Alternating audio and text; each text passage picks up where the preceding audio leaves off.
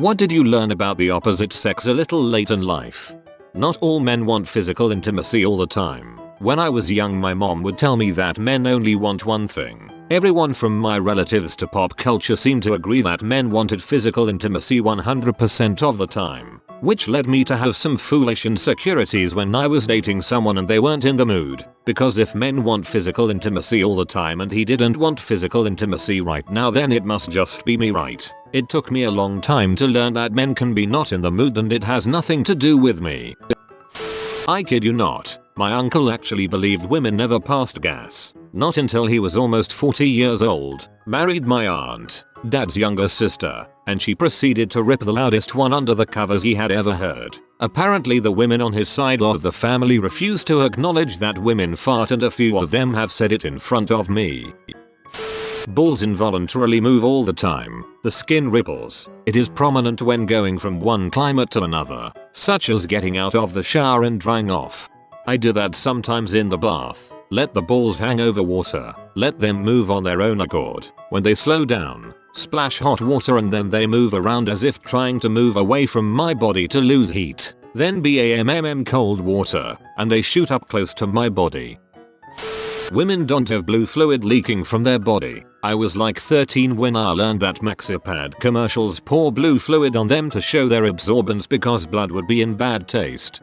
It's actually an artistic reference. Picasso had a blue period, you see. May not be all women, but you all have period panties. Why would I risk staining more than necessary? Why would I throw out perfectly functional but stained ones? That guys had pubic hair on their balls. I thought they just had the bush and that's it.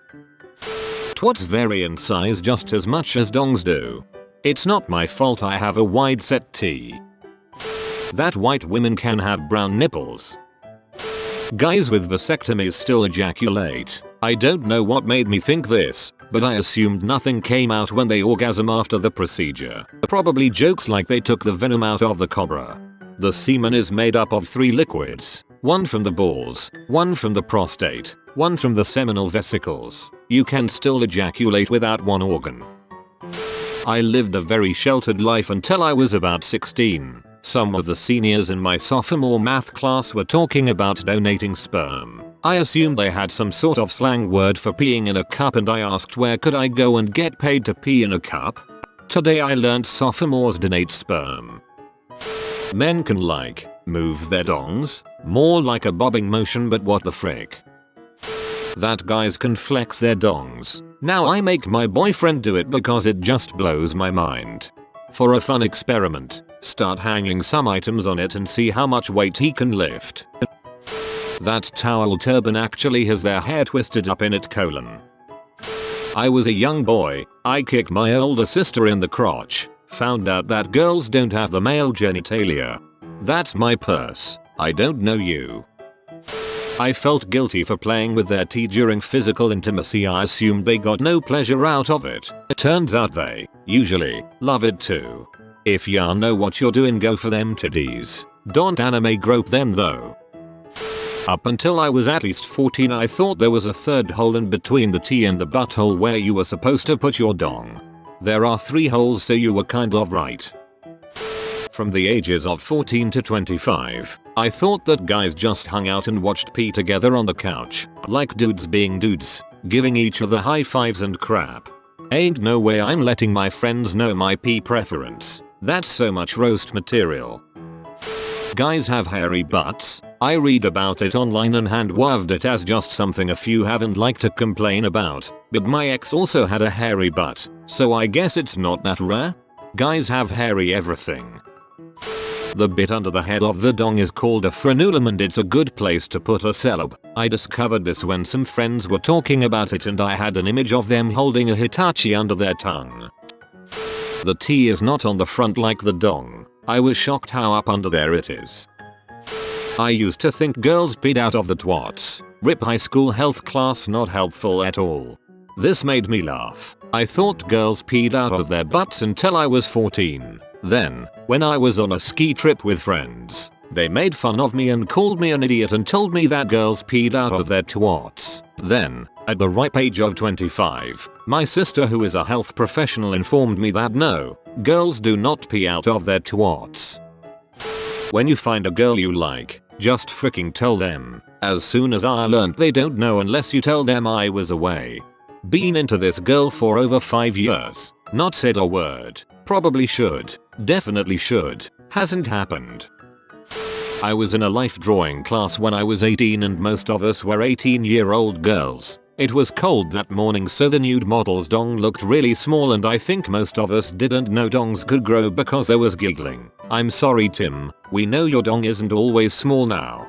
Life drawing models can be unusual. One that stands out was a girl that started crying halfway through her pose. Not sobbing, but tears rolling down her face. 18-year-old me was not sure how to process the naked woman crying in front of our class. That menopause thing, I thought it was something that happened kind of suddenly and was over within a few weeks. No, you younger guys out there, get ready. Women's farts can travel from their buttholes and get caught in their twats. That was a secret to me for nearly 25 years as a man. I know now. Ladies, forgive me for questioning the validity of Mr. Panty Sniffing Ninja's statement, but I'd love a second opinion. One night while getting ready for bed, my husband had to blow his nose. Now, he gets terrible hay fever. He also sleeps naked. I was already in bed waiting for him to get into bed for some pre-snooze snuggles. That was the night I learned that when men blow their noses, their testicles contract. I haven't laughed that hard in ages.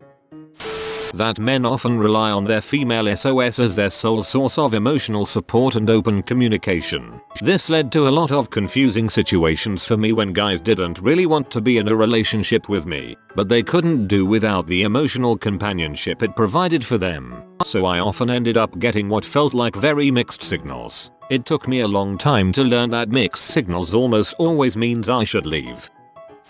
I thought dongs got slimy and slippery when men were about to have physical intimacy. I have no idea where I got this idea, to be honest. When I was 16 and was fumbling through my first hand blowjob, I remarked on how soft-skinned and dry his dong was. Slurp slurp. Yo Joe, that's a dry butt dong. I had always assumed that tampons pads were strictly for leakage. I thought females had a sphincter-like muscle to hold in their periods, but blood stained so badly that women use tampons and pads as an added layer of security. I assumed women would go to bathrooms and push out all their menstruation nasty. I wish I could just push it all out in 30 seconds and be done for the month. I have had mostly male friends in my life, so naturally most of the nights of heavy drinking have been predominantly with men. But the other night I got drunk and was with mostly women, and let me say, the way drunk women gas each other up is the greatest thing. Just raining compliments on each other non-stop. How kind and trustworthy she is. How great her outfit is today and every day. How proud we are of her new job, etc, etc. Getting myself caught in the crossfire and being on the receiving end of that unrelenting love, especially while plastered, was something I have never experienced with my guy friends. Also made me realize how good it feels to let your friends know how great they are. Like, why don't I do that more often? The jokes about drunk girls in the bathroom being your best friends are absolutely true. I have never felt love like I did while puking in a bar toilet and suddenly have 5 strangers rubbing my back and asking me if I was okay and telling me I still looked hot. I'd die for those girls on a battlefield. They do not pee from their clit. I was 15 when I found out a woman's T is not just a few inches below the belly button. In movies, the missionary position made it seem to me like a guy entering a woman was directly down from a push-up position. When I had physical intimacy for the first time with my now wife, I was pushing my dong against her mons pubis, wondering why it wouldn't go in. That they're just people. Girls have to get wet to enjoy physical intimacy. God damn it, you liar. Now my wife is pee off that I sprayed her with the kitchen faucet sprayer.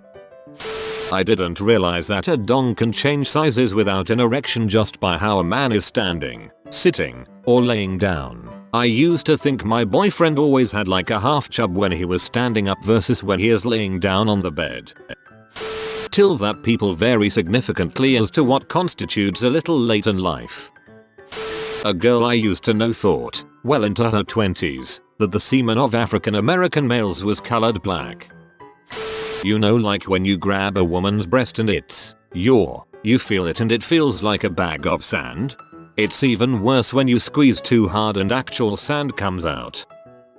Men do not need the stuff that happens in pee in order to enjoy physical intimacy, and I don't either. It took forever for me to realize is that changing positions, speed, angle, etc. all the time is not needed, or even wanted. You find the place, time and speed at which it works for you both and you repeat it. Men will be over the moon if you show enthusiasm during physical intimacy and will be more than happy to repeat the same motion for more than 60 seconds if it gets the woman there with to CM. Except I didn't know this. My EXP was based entirely on P where weird position, quick changes and alternations I used simply for the visual. Physical intimacy became a lot better once I figured that out and was no longer afraid to ask for what I need.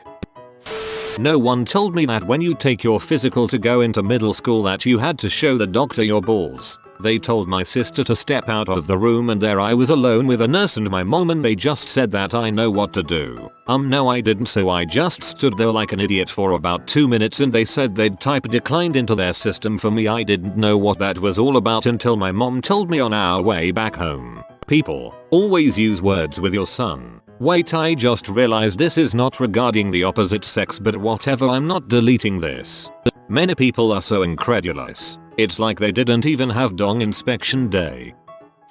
The tea does not simply suck up the load like a sponge. I thought it just magically disappeared in there. Was 16 my first time when I realized. You were ahead of the curve. Most 16-year-olds aren't dumb enough to finish inside. I am 29 and married. I had no idea that when balls move up when they're cold, just the testicle went up and it goes like into their abdomen, and he can push it back down. That women pee out of a different hole. That was a weird bar moment for me that night.